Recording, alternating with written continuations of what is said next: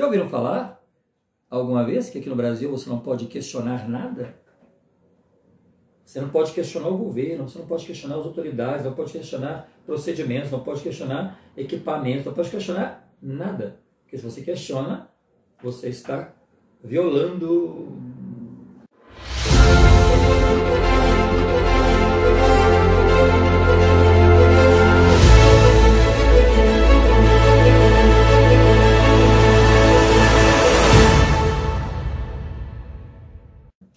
Quarto item.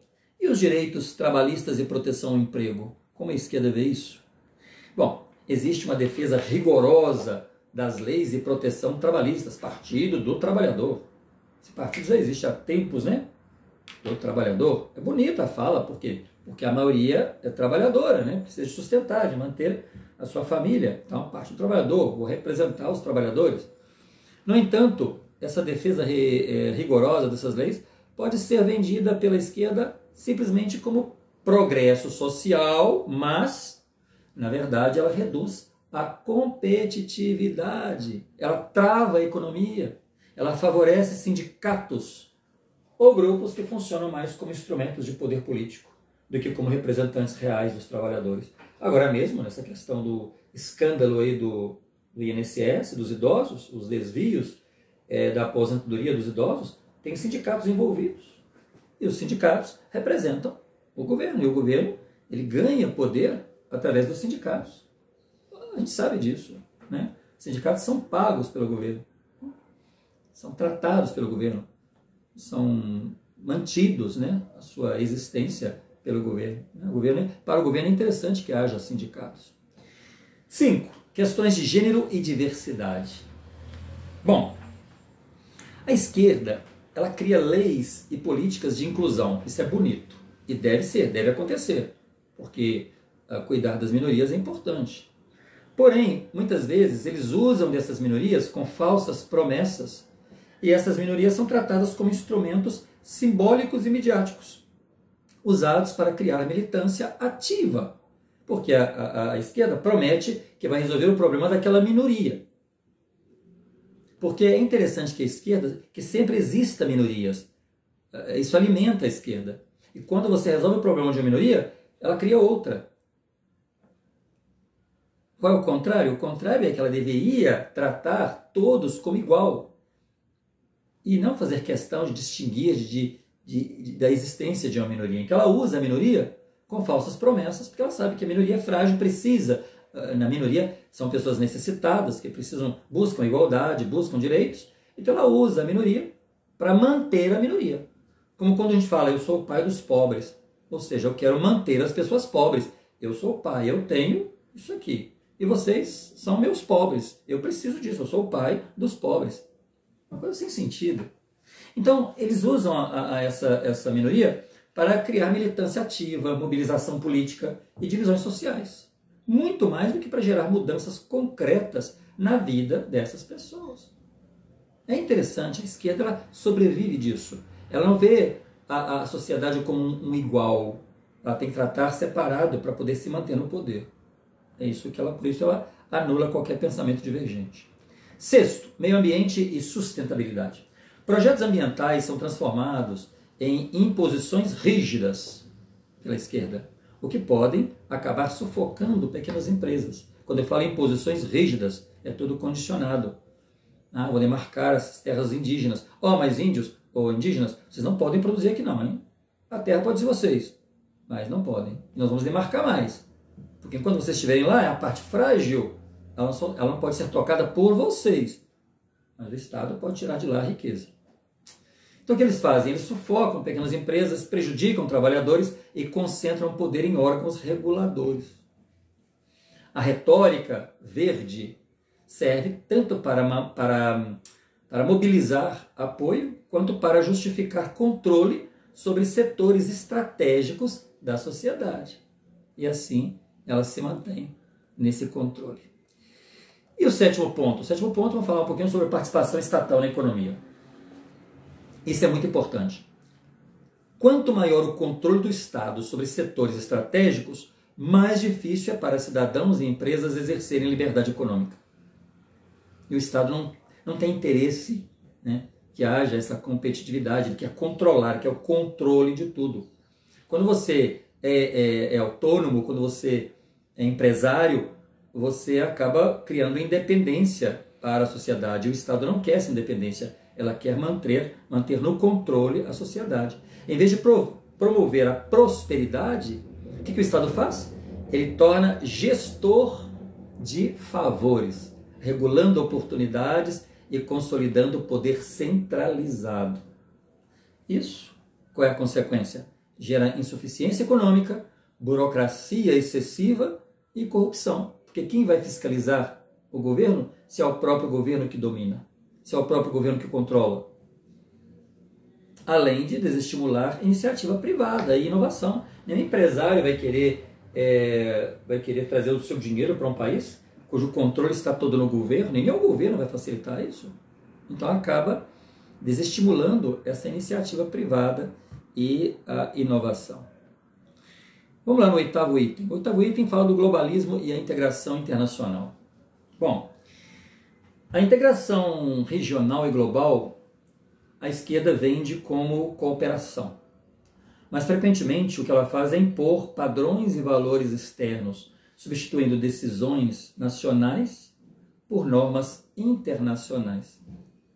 Isso reduz a autonomia, uniformiza culturas e valores e cria uma base para que as ideologias específicas se espalhem de forma coordenada como instrumentos de dominação. Por isso vem com esse globalismo, essa integração internacional. E o 9? 9 é a saúde. Como é que está a saúde aí do nosso país? Nosso país é governado por esquerda, como é que está a saúde e as políticas públicas? O acesso universal à saúde é importante. Mas o que a esquerda faz? A esquerda o transforma, esse acesso universal, em um sistema altamente centralizado, que é usado como ferramenta de controle social, determinando prioridades, limitando escolhas individuais e criando dependência do Estado para necessidades básicas.